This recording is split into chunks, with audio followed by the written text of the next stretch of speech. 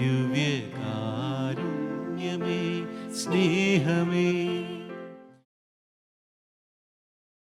ദിവ്യകാരുണ്യേശുവെ അറിയാനും അനുഭവിക്കാനും എന്നെന്നും ഹൃദയത്തിൽ പ്രതിഷ്ഠിക്കാനും സ്നേഹത്തിൻ്റെ ഭാഷയായ സംഗീതത്തിന് എന്നും സാധിച്ചിട്ടുണ്ട്. വളരെ മനോഹരങ്ങളായ അനേകം ഗാനങ്ങൾ നമുക്ക് സമ്മാനിച്ച ഒരു അനുഗ്രഹീത സംഗീത സംവിധായകനെ നമുക്കിന്ന് പരിചയപ്പെടാം. Music director Prince Joseph. Prince ചേട്ടാ നമസ്കാരം. നമസ്കാരം. എന്തൊക്കെയുണ്ട് വിശേഷം? സുഖം തന്നെ. ചേട്ടൻ്റെ വീട് എവിടെയാണ്? എൻ്റെ വീട് എറണാകുളത്ത് വൈറ്റിലേക്കടുത്ത് കണിയാമ്പുഴ എന്ന സ്ഥലത്താണ്. വീട്ടിൽ ആരൊക്കെയുണ്ട്? വീട്ടിൽ ഭാര്യ, 3 മക്കൾ, അമ്മയും കൂടെയുണ്ട്. ഭാര്യ മേബിൾ പാടും, റെക്സ് ബാൻഡിൽ സജീവമായി പ്രവർത്തിക്കുന്നു. നോയൽ, നെവിൻ, മക്കൾ അവരും അത്യാവശ്യം പാടും. എങ്ങനെയാണ് പ്രിൻസ് ചേട്ടൻ ഈ സംഗീത ലോകത്തെത്തിയത്? കുഞ്ഞിലെ 2ാം ക്ലാസ് മുതലാണ് ഞാൻ സംഗീതം പഠിച്ചു തുടങ്ങിയത്. എൻ്റെ അപ്പച്ചൻ എന്നെ കലാഭവനിൽ വിട്ട് സംഗീതം പഠിപ്പിച്ചു. അതിനുശേഷം വലുതായതിനു ശേഷം ഞാൻ വെസ്റ്റേൺ പഠിച്ചു കുറേ. പിന്നീട് ഞാൻ ഇന്ത്യയിൽ തന്നെ ഒരു വലിയൊരു ബാൻഡിൻ്റെ കൂടെ ഞാൻ വിദേശത്ത് ഏകദേശം 8 വർഷം ഞാൻ അവിടെ ബാൻഡിൽ ഞാൻ പ്ലേ ചെയ്തു. അവിടെ വെച്ച് ഞാൻ എൻ്റെ പിയാനോ ഞാൻ എക്സാം ചെയ്തു. 99 ഞാൻ മസ്കറ്റിൽ വെച്ചാണ് ഞാൻ എൻ്റെ ഈ പഠനങ്ങളൊക്കെ ഞാൻ പൂർത്തിയാക്കിയത്. അതിനുശേഷവും ഈ ബാൻഡിൻ്റെ കൂടെ തന്നെ ഞാൻ ജോയിൻ ചെയ്യുകയായിരുന്നു. അതിനുശേഷം 2001 എൻ്റെ കുടുംബത്തിലെ ഒരംഗത്തിന് ഒരു വലിയൊരു ട്രാജഡി പോലെ ഒരു സംഭവം ഉണ്ടായിരുന്നു.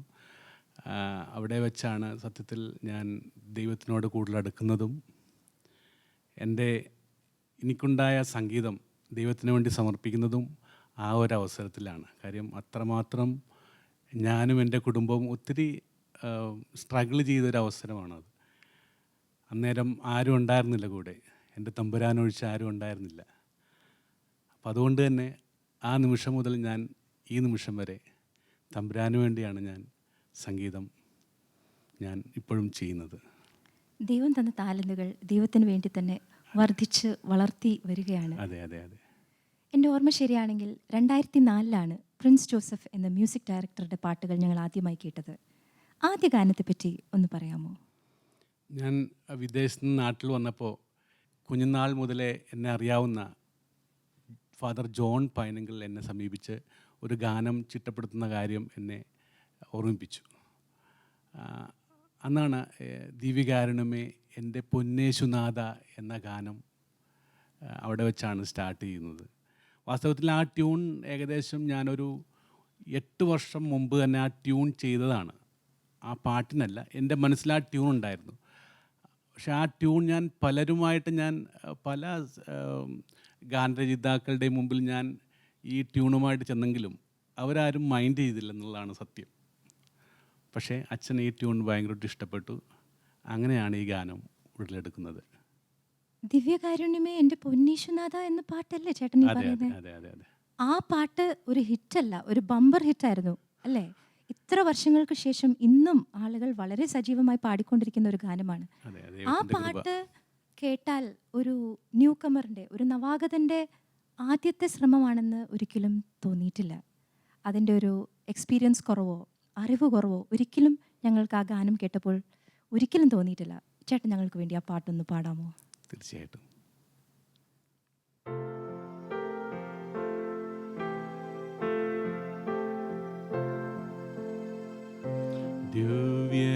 ദിവ്യകാരുണ്യമേ എൻ്റെ പൊന്നേശുനാഥ, വന്നു വാണിടുമോ എൻ്റെ ഹൃദയത്തിനുള്ളിൽ സ്നേഹകൂദാശയാ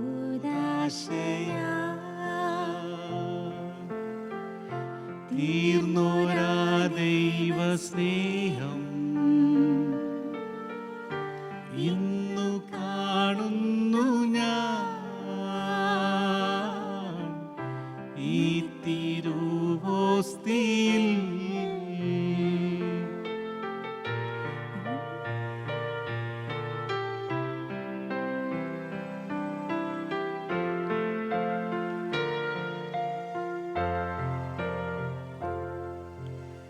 കുരിശോളമെത്തുന്ന സ്നേഹം ബലിയായി തീരും സ്നേഹം. കുരിശോളമെത്തുന്ന സ്നേഹം ബലിയായി തീരും സ്നേഹം. മുറിയപ്പെടും ദിവ്യ സ്നേഹം ചുടുചോര ചിന്തുന്ന സ്നേഹം ഇന്നു കാണുന്നു ഞാൻ ഈ തിരുവോസ്തിയിൽ. ഇന്നു കാണുന്നു ഞാൻ ഈ തിരുവോസ്തിയിൽ. സൂപ്പർ ചേട്ടാ, സൂപ്പർ. ചേട്ടൻ്റെ ഈ പാട്ടുണ്ടല്ലോ, ചേട്ടൻ്റെ എല്ലാ പാട്ടുകളും എനിക്ക് തോന്നിയത് വളരെ സിമ്പിളായിട്ടുള്ള പാട്ടുകളാണല്ലേ, എല്ലാവർക്കും പാടാൻ സാധിക്കുന്ന പാട്ടുകൾ. എങ്ങനെയാണ് ചേട്ടൻ ഈ പാട്ടുകളൊക്കെ കമ്പോസ് ചെയ്യുന്നത്? ഈശോയെ കണ്ടുകൊണ്ടാണോ, പ്രാർത്ഥനയിലിരുന്നാണോ ഈ പാട്ടുകളൊക്കെ കമ്പോസ് ചെയ്യുന്നത്? ഈ പാട്ടുകൾക്ക് എന്തെങ്കിലും ഒരു ഗുണമുണ്ടെങ്കിൽ തീർച്ചയായിട്ടും അത് ഞാൻ പൂർണ്ണമായിട്ടും വിശ്വസിക്കുന്നത് എൻ്റെ കഴിവല്ല, തീർച്ചയായിട്ടും ദൈവത്തിൻ്റെ കരുണയാണ്, ദൈവത്തിൻ്റെ കൃപയാണ്. കാര്യം ഞാനും പലപ്പോഴും ചിന്തിച്ചിട്ടുണ്ട് എനിക്കങ്ങനെ ഇത്ര ഭംഗിയായിട്ട് പാട്ടുകൾ കമ്പോസ് ചെയ്യാൻ പറ്റുമെന്ന്. കമ്പോസ് ചെയ്യാൻ പറ്റും, പക്ഷേ ജനഹൃദയങ്ങളിലോട്ട് എത്തിക്കുക എന്ന് പറഞ്ഞാൽ വളരെ പ്രയാസമുള്ള കാര്യമാണ്. പക്ഷേ ഞാനത് അതിനുവേണ്ടി ട്രൈ ചെയ്യുന്നില്ല. ജനഹൃദയങ്ങൾക്ക് എത്തിക്കുന്നത് തമ്പുരാനാണ്. തമ്പുരാൻ്റെ കയ്യിലെ ഒരു ഇൻസ്ട്രുമെൻ്റായി അങ്ങ് വിട്ടുകൊടുത്തിരിക്കുകയാണല്ലേ. അതെ. വേറെ ഏതൊക്കെ പാട്ടൊക്കെ ചേട്ടൻ ചെയ്തിട്ടുണ്ട്? എനിക്ക് കൂടുതലും താല്പര്യം ദൈവികാരുണ്യ ഗാനങ്ങളോടാണ് കൂടുതൽ താല്പര്യം. അതുകൊണ്ട് തന്നെ ഞാൻ ചെയ്ത എല്ലാ പാട്ടുകളും, എല്ലാ ദിവ്യകാരുണ്യ ഗാനങ്ങളും ജനം പാടുന്നുണ്ട്, ഹിറ്റായി. എന്നാൽ നമുക്കൊരു ദിവ്യകാരുണ്യ ഗാനം തന്നെ അടുത്തതായി കേൾക്കാം.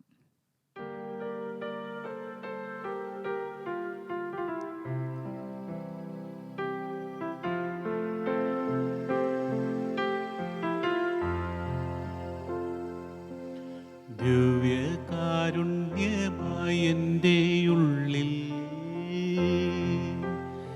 ഈശോ ഇന്നു വാഴാനെത്തും നേരം മനസ്സൊരു മെഴുതിരിയായി ഉരുകിത്തെളിയും നാഥനെ വരവേൽക്കാനായി. മനസ്സൊരു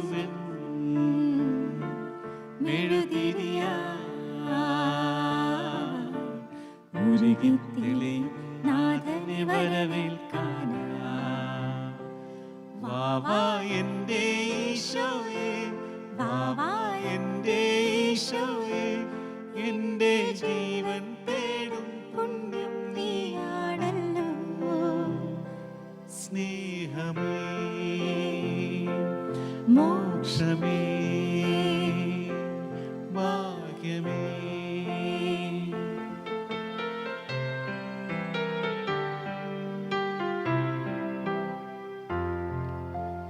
ദൈവം ദിവ്യകാരുണ്യമായി മാറുമ്പോൾ ദിവ്യജീവൻ നൽകുമപ്പമാകുമ്പോൾ, ദൈവം ദിവ്യകാരുണ്യമായി മാറുമ്പോൾ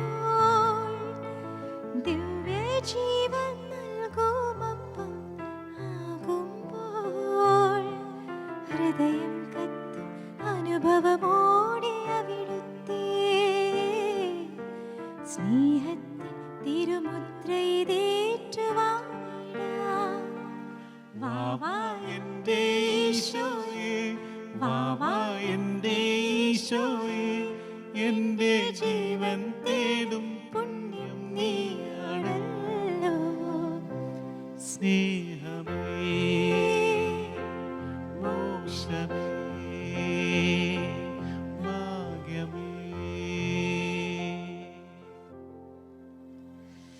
പ്രിൻസേട്ടാ, ഇതും ചേട്ടൻ്റെ പാട്ടായിരുന്നല്ലേ? ഹോ, എത്ര പാടിയാലും ഒരിക്കലും മതിവരാത്ത ഒരു ഗാനം തന്നെ. പ്രിൻസേട്ടനെ ഞാൻ എപ്പോൾ കണ്ടാലും പ്രിൻസേട്ടന് ഒരു ചിരിയുണ്ട്. എപ്പോഴും വളരെ പ്ലെസൻ്റായി വളരെ ഹാപ്പി ആയിരിക്കുന്ന ഒരു വ്യക്തി. എനിക്ക് തോന്നുന്നു ഈശോ പറഞ്ഞിട്ടില്ലേ, നിങ്ങൾ എത്രമാത്രം വലിയവനാണോ അത്രമാത്രം വിനീതനാവുക. ആ ഒരു പ്രിൻസിപ്പൽ ലൈഫിൽ എല്ലാ കാര്യത്തിലും അപ്ലൈ ചെയ്യുന്ന ഒരു വ്യക്തിയാണല്ലേ? സത്യത്തിൽ ഞാൻ പറഞ്ഞല്ലോ ഈ 99 മുമ്പുള്ള സംഭവം, അതുവരെ ഞാൻ ഇച്ചിരി അഹംഭാവമൊക്കെ ഉള്ള ഒരു മനുഷ്യനായിരുന്നു. ഒരു അടിപൊളി മനുഷ്യനാണ്. അതെ അതെ. പിന്നീട് ഞാൻ ഇപ്പോൾ വചനത്തിൽ തന്നെ പ്രഭാഷകൻ്റെ പുസ്തകത്തിൽ 10-ാം അധ്യായം 12-ാം വാക്കിൽ പറയുന്നുണ്ട്, അഹംഭാവം തുടങ്ങുമ്പോൾ കർത്താവിൽ നിന്ന് അകലുന്നു. പിന്നെ അതിൻ്റെ 14-ാമത്തെ വാക്യത്തിൽ പറയുന്നു, കർത്താവ് പ്രബലരെ താഴെ ഇറക്കി വിനീത ഹൃദയരെ ഉയർത്തുന്നു. അപ്പോൾ അതൊക്കെ എൻ്റെ ജീവിതത്തിൽ ഒത്തിരി എനിക്ക് അനുഭവങ്ങൾ ഉണ്ടായിട്ടുണ്ട്. അതിനുശേഷം ഞാൻ അഹംഭാവം ആരോടാണ് കാണിക്കുന്നത്? ശരിയാ. എനിക്ക് കഴിവ് മുഴുവൻ തന്നത് തമ്പുരാനാണ്. ഇന്ന് പല മനുഷ്യരും മറന്നു പോകുന്നത് ആ ഒരു കാര്യമാണല്ലേ? നമുക്കുള്ള കഴിവുകളെല്ലാം തമ്പുരാൻ്റെ ദാനമാണെന്നാണ് പലരും മറന്നു പോകുന്നത്. വേറെ ഏതൊക്കെ പാട്ടുകളാണ് ചെയ്തിട്ടുള്ളത്? കേൾക്കാൻ ഭയങ്കര കൊതിയായി. ഞാൻ കൂടുതലും ദേവാലയ സംഗീതത്തിന് വേണ്ടിയാണ് കൂടുതലും ഞാൻ ചെയ്തിട്ടുള്ളത്. അതിൽ ഇപ്പോൾ അലിവിൻ്റെ അടയാളമായെൻ്റെ ദൈവം, പിന്നെ നാദാ കൂടെ വസിക്കണമേ. അതൊരു ഭജൻ സോങ് അല്ലേ? ഒരു ഡിഫറെന്റ് സ്റ്റൈൽ ആയിട്ടുള്ള ഒരു സോങ്ങാ. അത് കൂടുതലും ആരാധന സമയത്ത് എല്ലാവരും പാടുന്നൊരു ഗാനമാണത്. എല്ലാവർക്കും ഗ്രൂപ്പായി ചേർന്ന് ആരാധിച്ച് പാടാനല്ലേ? സൂപ്പർ. പിന്നെ സ്വർഗത്തിൻ സമ്മാനമാ ഭൂവിലേക്കിന്നു വന്ന, അത് സെക്കൻഡ് എലിവേഷന് ഓസ്തു ഉയർത്തുമ്പോൾ പാടാവുന്നൊരു ഗാനം. പിന്നെ ദേവാലയത്തിലെ പൂജിത വേദിയിൽ ദീപങ്ങൾ തെളിയുന്നിതാ, അത് എൻട്രൻസ് സോങ്ങിന്. അങ്ങനെ ഒരുപിടി ഗാനങ്ങൾ ഞാൻ ചെയ്തിട്ടുണ്ട്. ചേട്ടൻ്റെ എല്ലാ പാട്ടുകളും ഭയങ്കര പോസിറ്റീവാണ്. എല്ലാം ഒരു പ്ലെസൻറ്റ് സോങ്സ് ആണ്. പല സോങ്സ് നമ്മൾ കേൾക്കുവാണെങ്കിലും ചിലരിങ്ങനെ മൈനർ നോട്ട്സിൽ കൂടെ ഒത്തിരി ട്രാവേഴ്സ് ചെയ്യുമ്പോൾ ഒരു സോറോ, ഒരു സാഡ്നെസ് ചിലപ്പോൾ നമുക്ക് ഡിവോഷണൽ സോങ്സിലും കേൾക്കാറുണ്ട്. പക്ഷെ ചേട്ടൻ്റെ എല്ലാ സോങ്സും വളരെ പോസിറ്റീവാണ്, വളരെ ഹാപ്പി നോട്ട്സാണ് അല്ലേ? അതും എനിക്ക് തോന്നുന്നു ഉള്ളിലെ ആ ഒരു സന്തോഷമാണ് താങ്കളുടെ ഈ സംഗീതത്തിലൂടെ എല്ലാം പുറത്തേക്ക് വരുന്നത്. നമുക്ക് ചേട്ടൻ്റെ ഇനിയൊരു ദിവ്യകാരുണ്യ ഗാനം തന്നെ കേൾക്കാം. ദിവ്യകാരുണ്യമേ ദൈവമേ, ദിവ്യകാരുണ്യമേ സ്നേഹമേ, ദിവ്യകാരുണ്യമായി എന്നെ തേടിയെത്തുന്ന ഈശോ അങ്ങേ ഞാൻ ഇന്നാരാധിക്കുന്നു. ആനന്ദത്തോടുൾക്കൊണ്ടിടുന്നു ദിവ്യകാരുണ്യമായി എന്നെ തേടിയെത്തുന്ന ഈശോ അങ്ങേ ഞാൻ ഇന്നാരാധിക്കുന്നു. ആനന്ദത്തോടുൾക്കൊണ്ടിടുന്നു.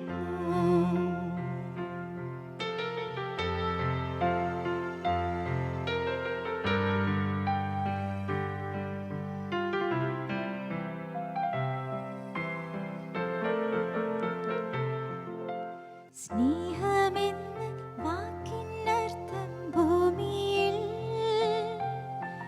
ജീവിതം കൊണ്ടങ്ങു പൂർത്തിയാക്കുമ്പോൾ സ്നേഹം സഹനമാണെന്നു ഞാൻ അറിയുന്നു.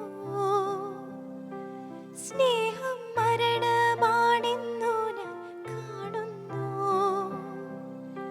സ്നേഹം ബലിയായി തീരുന്നു, ചങ്കും ചോരയുമേകുന്നു. സ്നേഹം കുരിശിൽ പൂർണ്ണമാകുന്നു. സ്നേഹം കുർബാനയായി മാറുന്നു. കാരുണ്യമേ ദൈവമേ, ദിവ്യകാരുണ്യമേ സ്നേഹമേ,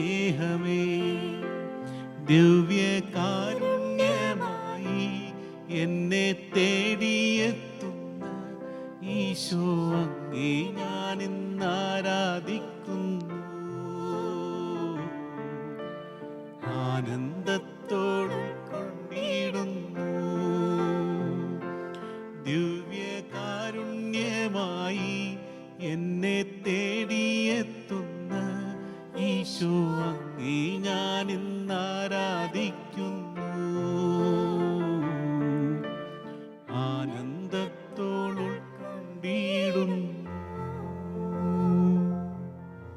എന്തൊരു അഭിഷേകമാണ് ഈ ഗാനങ്ങളിലെല്ലാം. ശരിക്കും പ്രിൻസേട്ടൻ്റെ ഒത്തിരി ഗാനങ്ങളുണ്ട്.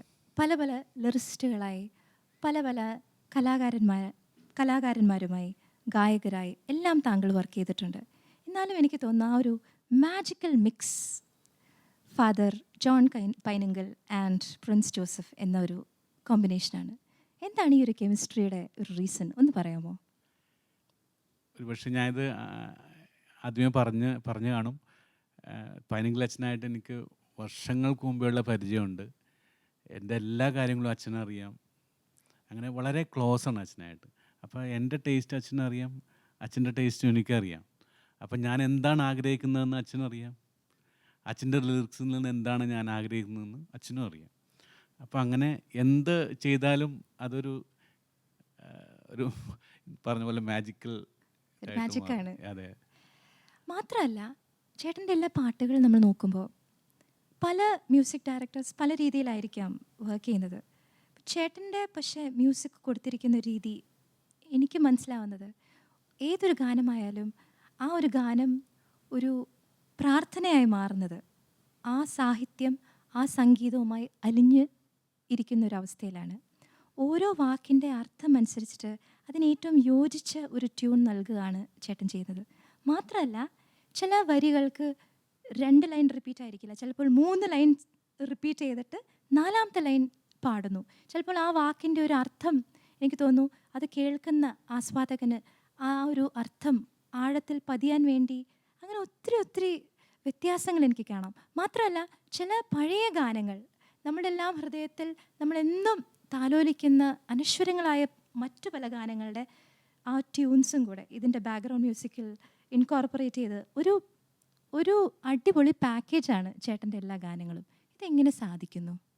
സത്യത്തിൽ ഞാൻ പാട്ട് കമ്പോസ് ചെയ്യുമ്പോൾ ഒരിക്കലും എൻ്റെ മഹത്വം കാണാൻ വേണ്ടി ഞാൻ ചെയ്തിട്ടില്ല, തമ്പുരാൻ്റെ മഹത്വം കാണണം. അപ്പം അതുകൊണ്ട് തന്നെ പല ട്യൂൺസുകളുടെ ചില സിമിലാരിറ്റീസ് എൻ്റെ കമ്പോസിഷനിലുണ്ടാവും. പക്ഷേ ഞാനത് എനിക്കറിയാം ആ പാട്ടായിട്ട് ചെറിയൊരു സിമിലാരിറ്റി ഉണ്ടെന്ന്. പക്ഷേ ഞാനത് മൈൻഡ് ചെയ്യാറില്ല. കാരണം ഇത് സാധാരണ ഒരു ജനത്തിന് വേണ്ടിയാണ് ഞാൻ ഈ പാട്ട് ഞാൻ കൊടുക്കുന്നത്. ഇപ്പോൾ ഉദാഹരണത്തിനൊരു പള്ളിയിൽ വരുമ്പോൾ സാധാരണ ഒരു വയസ്സായ ഒരു വല്യമ്മയ്ക്കും ഈ പാട്ട് പാടണം. അതുകൊണ്ടാണ് എൻ്റെ ട്യൂണുകൾക്ക് ഒരു നീട്ടിക്കുറച്ചിലുകളൊക്കെ കൂടുതലും. ഈ ദിവ്യകാരുണ്യമായ എൻ്റെ ഉള്ളിൽ, അത് സാധാരണ ജനങ്ങൾക്ക് പാടാൻ പറ്റുന്ന ഒരു ട്യൂണാണ്. എൻ്റെ ഈ 4 ഗാനങ്ങൾക്കും ഏകദേശം സിമിലാരിറ്റിയാണ്. എനിക്കറിയാം അത് ഒരു സിമിലാരിറ്റി ഉണ്ടെന്ന്, പക്ഷെ ഞാനത് മൈൻഡ് ചെയ്യണില്ല. കാരണം ഇത് തമ്പുരാന് വേണ്ടിയാണത്, അല്ലാണ്ട് എൻ്റെ മഹത്വം കാണാൻ വേണ്ടിയല്ല. ദൈവത്തിന് സ്തുതി. ചേട്ടാ 3 പാട്ട് നമ്മൾ കേട്ടു. 4ാമത്തെ പാട്ട് ഏതായിരുന്നു? ദിവ്യകാരുണ്യമേ ഈശോ. ഈ എല്ലാ ദിവ്യകാരുണ്യ പാട്ടുകളിലും ദിവ്യകാരുണ്യമേ എന്നൊക്കെ പറഞ്ഞാണല്ലോ തുടങ്ങുന്നത്. അതെന്താ അങ്ങനെ? എനിക്ക് കുഞ്ഞുനാൾ മുതലേ കുർബാനയോട് ഭയങ്കര താല്പര്യമായിരുന്നു. ഓൾട്ടർ ബോയ്സിലൊക്കെ ഞാൻ ഉണ്ടായിരുന്നു. ഓൾട്ടർ ബോയ് ആയിരുന്നോ പഴയ? പിന്നെ അപ്പം അന്ന് മുതലേ ദിവ്യകാരുണ്യത്തിനോട് വളരെ താല്പര്യമായിരുന്നു. പിന്നെ ഈ വരുന്ന ഗാനം, ഈ 3 ഗാനങ്ങളും ഹിറ്റായി, എല്ലാവരും പാടാൻ തുടങ്ങി. പക്ഷേ 4ാമത്തെ ഗാനം കമ്പോസ് ചെയ്യുന്നതിന് മുമ്പ് ഇച്ചിരി ടെൻഷൻ ഉണ്ടായിരുന്നു. കാര്യം 4ാമത്തെ ഫ്ലോപ്പ് ആകുമോ എന്നുള്ളൊരു മാനുഷിക ഒരു പ്രശ്നം വന്നു തുടങ്ങി. നേരെ മറിച്ച് ഞാൻ അങ്ങനെ വിട്ടുകൊടുത്താൽ മതി, തമ്പുരാന് വിട്ടുകൊടുത്താൽ മതി, തമ്പുരാൻ ശരിയാക്കുമായിരുന്നു. പക്ഷേ എനിക്കൊരു മാനസികമായൊരു ടെൻഷൻ ഉണ്ടായിരുന്നു, അത് ഫ്ലോപ്പ് ആകുമോ എന്നാണ്. പക്ഷേ നേരം ദിവ്യകാരുണ്യനാഥൻ്റെ മുമ്പിൽ ഞാനിങ്ങനെ എപ്പോഴും എൻ്റെ മനസ്സിലൊരു ഒരു വാചകം ഉണ്ടായിരുന്നു, അടിയനിതാ തിരുമുമ്പിൽ. അത് ഈ പാട്ടിൻ്റെ കോറസിൽ തിരുമുമ്പിൽ അലിവോടെ എന്നെ തൊടണേ, അതുമാത്രമാണെൻ്റെ ആശ. ശരിക്കും ചേട്ടൻ്റെ ഈ പ്രാർത്ഥന ഇതും പൈനങ്കിൽ അച്ഛൻ്റെ ലിറിക്സ് ആണ് അല്ലേ? അച്ഛനും ചേട്ടനും കൂടെ ഇരുന്ന് ഡിസ്കസ് ചെയ്ത് നിങ്ങളുടെ ഒരു ഇൻറ്റഗ്രേറ്റഡ് പ്രോഡക്റ്റ് ആണ് ഈ ഒരു ഗാനം. അത് ഞാൻ ആദ്യം പറഞ്ഞത്, ഞാൻ ഇത് മനസ്സിൽ കാണുന്നു, അത് പുള്ളി അത് എഴുതിയിരിക്കും, പുള്ളി മാനത്ത് കാണും. കൊള്ളാം. ഏതായാലും നിങ്ങളുടെ ഈ ഒരു കൂട്ടുകെട്ടിൽ നിന്നും ഒത്തിരി മനോഹരമായ സംഗീതവും ഉണരുന്നുണ്ട്, അത് അനേകായിരങ്ങളെ സ്പർശിക്കുന്നുണ്ട്. നമുക്ക് ഈ ഗാനം കേൾക്കാം. ദിവ്യകാരുണ്യമേ ഈശോ, സ്നേഹവാത്സല്യമേ ഈശോ,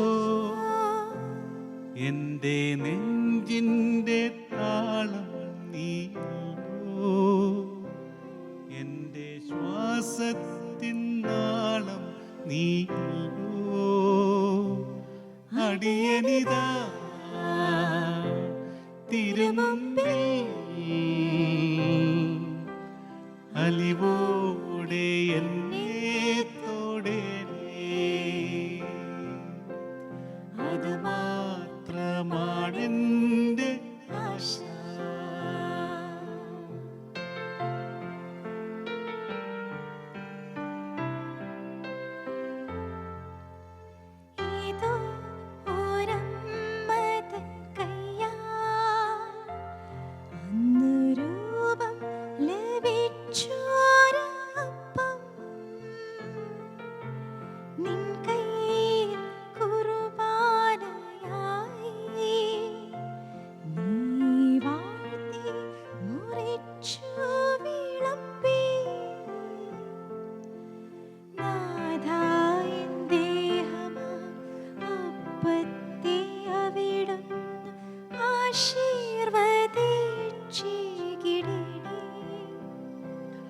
അടിയനിതാ തിരുമുമ്പിൽ അലിവോടെ എന്നെ തൊടണേ, അതുമാത്രമാണെൻ്റെ ആശ. ഈ പാട്ടുകളൊക്കെ കേട്ടിട്ട് എനിക്ക് എന്ത് പറയണം എന്നറിയില്ല. നിങ്ങളുടെ വീട്ടിൽ ഭയങ്കര സൂപ്പറായിരിക്കും അല്ലേ? ദിവ്യകാരുണ്യേശോയുടെ ഭക്തിയുള്ളൊരു കുടുംബം, മക്കളെല്ലാവരും പാട്ടുകാർ, മേബിൾ ചേച്ചി പാട്ട്, ചേട്ടൻ്റെ സംഗീതം, ശരിക്കും ഒരു കുഞ്ഞു സ്വർഗമായിരിക്കും അല്ലേ നിങ്ങളുടെ ഭവനം? തീർച്ചയായിട്ടും. ദൈവം അനുഗ്രഹിക്കട്ടെ. ആരോടെല്ലാമാണ് ചേട്ടന് നന്ദി പറയാനുള്ളത്? വാസ്തവത്തിൽ 2004 മുമ്പ് ഞാൻ ഈ ഫീൽഡിലുണ്ട്, ഈ ക്രിസ്തീയ ഭക്തിഗാന രംഗത്ത് ഉണ്ട് ഞാൻ. ശരിക്കും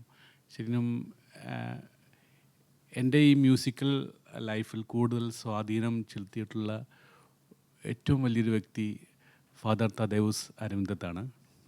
തദേവുസ് അച്ഛൻ ഒത്തിരി പാട്ടുകൾ ചെയ്തിട്ടുണ്ട് അച്ഛൻ. ആ പാട്ടുകളെല്ലാം ചേട്ടനും അച്ഛൻ്റെ കൂടെ ഉണ്ടായിരുന്നു. ഒത്തിരി ഞാൻ കൂടെ അസിസ്റ്റ് ചെയ്തിട്ടുണ്ട് അച്ഛൻ്റെ. ഈശോ എന്നെ സ്പർശിച്ചു, അതിലുള്ള ആ സ്നേഹം, അങ്ങനെ ഒരുപാട് അറിയാലോ, ഒരുപാട്. ശരിക്കും പറഞ്ഞാൽ അച്ഛൻ്റെ എല്ലാ പാട്ടുകളും ആദ്യം കേട്ട ഒരു വ്യക്തി ചേട്ടൻ. അതെ. അങ്ങനെ ഒരു ഭാഗ്യം എനിക്ക് കിട്ടിയിട്ടുണ്ട്. അങ്ങനെ എനിക്ക് ഒത്തിരി സഹായമായിട്ടുണ്ട് അച്ഛൻ്റെ കമ്പോസിഷനിലും എല്ലാത്തിലും. എനിക്ക് അച്ഛൻ്റെ കൂടെ പ്രവർത്തിക്കാനൊക്കെ ഒത്തിരി സാഹചര്യം ഉണ്ടായിട്ടുണ്ട്. അച്ഛനുമായി ഇപ്പോഴും കോണ്ടാക്ട് ഉണ്ട്. ഈ പാട്ടുകളുടെ വേറൊരു പ്രത്യേകത ഞാൻ അറിഞ്ഞത്, ഇതിൻ്റെ മ്യൂസിക് മാത്രമല്ല, ഇതിൻ്റെ പ്രോഗ്രാമിംഗ്, സീക്വൻസിങ് കംപ്ലീറ്റ്ലി ചേട്ടനാണ് ചെയ്തത്. ഈ ഒരു ഗാനങ്ങളുടെ പ്രോഗ്രാമിംഗ് പണ്ടേ മുതൽ ചെയ്തു വരുന്നതാണോ? എനിക്ക് ഒരു കാര്യത്തിൽ നിർബന്ധമുണ്ടായിരുന്നു. ഈ ഗാനങ്ങളൊക്കെ ദേവാലയത്തിൽ ആലപിക്കുമ്പോൾ തീർച്ചയായിട്ടും ഒരു ബഹളമായിട്ട് ഒരിക്കലും അത് കേൾക്കാൻ ഇടവരുത്തരുത്. അതുകൊണ്ട് തന്നെ ഞാൻ എൻ്റെ ഓർക്കസ്ട്രേഷനിൽ കൂടുതൽ ശ്രദ്ധ കേന്ദ്രീകരിക്കുന്നത് ഇങ്ങനെ ഇൻസ്ട്രുമെൻറ്റേഷനിലൊക്കെ ഒരുപാട് മിതത്വം പാലിച്ചുകൊണ്ടാണ് ഞാൻ ചെയ്യാറുള്ളത്. അതുകൊണ്ട് ഞാൻ തന്നെയാണ് എൻ്റെ സംഗീതത്തിനും ഓർക്കസ്ട്രേഷനും ചെയ്യാറുള്ളത്. അതാണ് ചേട്ടൻ്റെ എല്ലാ സോങ്സും സ്വീറ്റുമാണ്, സിമ്പിളുമാണ്, എല്ലാ സമയത്തും നമുക്ക് കേൾക്കാം, ഏത് സമയത്താണെങ്കിലും, irrespective of any age, gender, എല്ലാവർക്കും ഇഷ്ടമാവുന്ന ഗാനങ്ങളാണ്. ഈ ഒരു സമർപ്പണം ഉണ്ടല്ലോ, ഈ ഒരു അർപ്പണം ഈശോയുടെ കൂടെ ചേർന്ന് നിൽക്കാൻ ഉള്ള ഈ ഒരു ഡിസിഷൻ, അതിൻ്റെ ഒരു പുറകിലുള്ള റീസൺ എന്താണ്? ഇപ്പോൾ ഈ ഒരു സമയം താങ്കൾ തിരിഞ്ഞു നോക്കുമ്പോൾ താങ്കൾക്ക് എന്ത് തോന്നുന്നു ഈ ഒരു ഡിസിഷനെ പറ്റി? വർഷങ്ങൾക്ക് മുമ്പ് ഞാൻ ഇന്ത്യയിൽ തന്നെ വലിയൊരു ബാൻഡിൽ ഞാൻ വർക്ക് ചെയ്തു. പക്ഷേ അന്നൊന്നും ജനം എന്നെ അറിഞ്ഞില്ല. എനിക്ക് ജനം അറിയാത്തതുകൊണ്ടല്ല, കാരണം അന്ന് ഏകദേശം എനിക്ക് ഇന്ത്യൻ മണി ഏകദേശം ഒരു 50,000 രൂപ അന്ന് 99 മാസം എനിക്ക് കിട്ടും. അതൊക്കെ വിട്ടു. പക്ഷേ ഇന്ന് എനിക്ക് ചില മാസങ്ങളിൽ 5,000 രൂപ പോലും കിട്ടില്ല. പക്ഷേ എനിക്ക് കിട്ടുന്ന സമാധാനം 50,000 അല്ല, 50 ലക്ഷത്തിന് അതിനേക്കാളും വിലപതിപ്പുള്ള ഒരവസ്ഥയിലാണിപ്പോൾ ഞാൻ. കാര്യം അത്രയ്ക്ക് സമാധാനം ഞാൻ അനുഭവിക്കുന്നു. അന്ന് ഉണ്ടാകാത്തൊരു സമാധാനം. അത് എനിക്കങ്ങനെ പറഞ്ഞ് മനസ്സിലാക്കണമെന്നറിയില്ല. കാര്യം 2001 ഞാൻ പറഞ്ഞു, എനിക്ക് ഒരു വളരെ വിഷമകരമായ അനുഭവങ്ങളിലൂടെ ഞാൻ പോകേണ്ടി വന്നു. ഞാൻ അറിയാത്ത സ്ഥലങ്ങളില്ല. മരുഭൂമിയിലൂടെ ഞാൻ ഒത്തിരി യാത്ര ചെയ്തിട്ടുണ്ട്, നടന്ന് യാത്ര ചെയ്തിട്ടുണ്ട്. പട്ടിണി എന്താണെന്ന് ഞാൻ ഗൾഫിൽ വെച്ച് ഞാൻ മനസ്സിലാക്കിയിട്ടുണ്ട്. അന്ന് എൻ്റെ ദൈവം മാത്രം ഉണ്ടാവുള്ളൂ എനിക്ക് കൂട്ട്. അന്ന് ഞാനെടുത്ത തീരുമാനം ഒരിക്കലും തെറ്റായിപ്പോയെന്നുള്ള ചിന്ത ഒരിക്കലും എനിക്കില്ല. അതിലെനിക്ക് ഒരു ബുദ്ധിമുട്ടുമില്ല അത് പറയാൻ. കാരണം ചലച്ചിത്ര രംഗങ്ങളിൽ നിന്നൊക്കെ ഒത്തിരി ഓഫറുകളൊക്കെ എനിക്ക് വന്നിട്ടുണ്ട്. ഞാൻ അതിനൊക്കെ സ്നേഹപൂർവ്വം ഞാനത് നിരസിക്കുകയാണ് ചെയ്തത്. കാര്യം ഞാൻ ഒരിക്കലും ഇപ്പം ഞാൻ പറയുന്നല്ല, അത് തെറ്റാണെന്ന് ഒരിക്കലും ഞാൻ പറയില്ല, തെറ്റല്ല. പക്ഷേ ഞാൻ എൻ്റെ തമ്പുരാനോട് ഒരു കമ്മിറ്റ്മെൻറ്റ് കൊടുത്തിട്ടുണ്ട്. അതിനേക്കാൾ കൂടുതലുപരി എനിക്ക് കിട്ടുന്ന സന്തോഷവും സമാധാനവും അത് ആ രംഗത്ത് പോയാൽ എനിക്ക് കിട്ടില്ല എന്നുള്ളൊരു ഉറപ്പ് എനിക്കുണ്ട്. അതെൻ്റെ വ്യക്തിപരമായൊരു തീരുമാനമാണ്. അത് ജീവിതകാലം മുഴുവനും അങ്ങനെ തന്നെ ആകട്ടെ എന്നാണ് എൻ്റെ പ്രാർത്ഥന. തീർച്ചയായും ചേട്ടാ, വളരെ ബ്യൂട്ടിഫുൾ ആണ്. ചേട്ടൻ ഇങ്ങനെ പറയുമ്പോൾ തന്നെ അത് ഹൃദയത്തിൽ നിന്ന് വരുന്ന ആ വാക്കുകൾ, ഇത് തീർച്ചയായും കേൾക്കുന്ന എല്ലാവർക്കും വലിയൊരു മെസ്സേജാണ് കൺവേ ചെയ്യുന്നത്. ഈശോ നമ്മളെല്ലാവരെയും സൃഷ്ടിച്ചത് ഈശോയെ മഹത്വപ്പെടുത്താനും ഞാൻ ഈശോയുടെ മകനാണ്, മകളാണ് എന്ന് മറ്റുള്ളവരെ കാണിച്ചു കൊടുക്കാനുമാണ്, അല്ലേ? ശരിക്കും ഈശോയുടെ ഒരു ബ്രാൻഡ് അംബാസിഡറാണ് ഇപ്പോൾ എൻ്റെ മുമ്പിലിരിക്കുന്ന പ്രിൻസ് ജോസഫ്.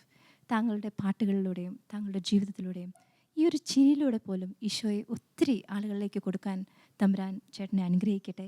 ഇനി അങ്ങോട്ടും അനേകം ഗാനങ്ങൾ, അനേകം സംഗീതത്തിലൂടെ വലിയ വലിയ സാധ്യതകൾ ചേട്ടനെ തേടിയെത്തട്ടെ. അതിനായി ദൈവം ചേട്ടനെ ഒത്തിരി അനുഗ്രഹിക്കട്ടെ എന്ന് പ്രാർത്ഥിക്കുന്നു. ഇത്രയും പറഞ്ഞല്ലോ ടീനിനെ കുറിച്ച്.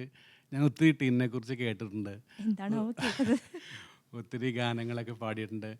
പ്രത്യേകിച്ച് ബിനോജച്ചൻ്റെ കൂടെ ഒത്തിരി പ്രവർത്തിച്ചിട്ടുണ്ട് ഗാനങ്ങളൊക്കെ. ഞാനും എനിക്ക് തോന്നുന്നു 1-2 തവണ ഞാനും അച്ഛൻ്റെ ഓർക്കസ്ട്രേഷനൊക്കെ ചെയ്തപ്പോൾ ആ സമയത്തൊക്കെ അതെ 1-2 പാട്ടുകളൊക്കെ ഒന്ന് മൂളാമോ ചേട്ടാ? ബിനോജച്ചൻ്റെ ഏറ്റവും അവസാനത്തെ വർക്ക് ഞങ്ങൾ ചെയ്തത് ക്രൂശിതനെ ഉത്തിതനെ എന്ന് പറഞ്ഞ ഒരു ആൽബമാണ്. ചേട്ടനെ പോലെ തന്നെ ഈശോ ആഗ്രഹിക്കുന്ന ആ ഒരു സംഗീതം മറ്റുള്ളവർക്ക് പകർന്നു നൽകുന്ന ഒരു വ്യക്തി തന്നെയാണ് ബിനോജച്ചനും. അച്ഛൻ്റെ ആ ആൽബത്തിൽ 2 പാട്ടുകളാണ് എനിക്ക് പാടാൻ സാധിച്ചത്. ഒന്ന് ക്രൂശിതനെ ഉദ്ദിതനെ എന്ന് തന്നെയുള്ളൊരു ഗാനവും, പിന്നെ എന്തൊരു അത്ഭുതമാ എന്ന് പറഞ്ഞ എന്തൊരു അത്ഭുതമാണ് കൂടുതൽ ഞാൻ കേട്ടിരിക്കുന്നത്. അതൊന്ന് ജസ്റ്റ് ഒന്ന് മൂളാമോ? അത് എന്തൊരു അത്ഭുതമാ, എന്തൊരത്ഭുതമാ ഇതിന്തൊരത്ഭുതമാ ദൈവമേ അരികിലായി അൾത്താരയിൽ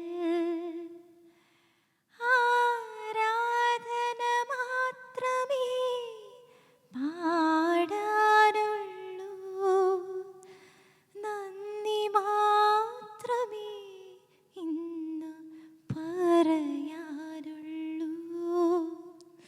നന്ദി മാത്രമേ പറയാനുള്ളൂ. അതെ, നന്ദി മാത്രമേ പറയാനുള്ളൂ, അല്ലേ? വേറെ എന്താ നമുക്കുള്ളത്, അല്ലേ? ജീവിതത്തിൽ എത്ര അഹങ്കരിച്ചിട്ടും എന്താ കാര്യം? അപ്പോൾ ചേട്ടനെ ദൈവം ധാരാളമായി അനുഗ്രഹിക്കട്ടെ. ചേട്ടൻ്റെ കുടുംബത്തിനും എല്ലാ സംഗീത മേഖലയിലെ എല്ലാ പ്രവർത്തനങ്ങൾക്കും എല്ലാ ശുശ്രൂഷകൾക്കും ദൈവം സമൃദ്ധമായി അനുഗ്രഹിക്കട്ടെ എന്ന് ആശംസിക്കുന്നു, പ്രാർത്ഥിക്കുന്നു. താങ്ക് യു ചേട്ടാ. തിരുവത്താഴത്തിൻ്റെ പുണ്യസ്മരണയിൽ തീയായി നാവിൽ പടരാൻ സമയമിതാ തിരുവോസ്തിയായി രൂപം പ്രാപിച്ചണയുന്നു. തിരുരക്തത്തിൻ ശോണിമയാൽ നടയുന്നു. ഉള്ളിൽ തീയായുയരുന്ന ദിവ്യകാരുണ്യച്ചൂടിൽ പാപത്തിൻ ശാപങ്ങൾ എരിയണം. സ്നേഹത്തിൻ തിരിനാ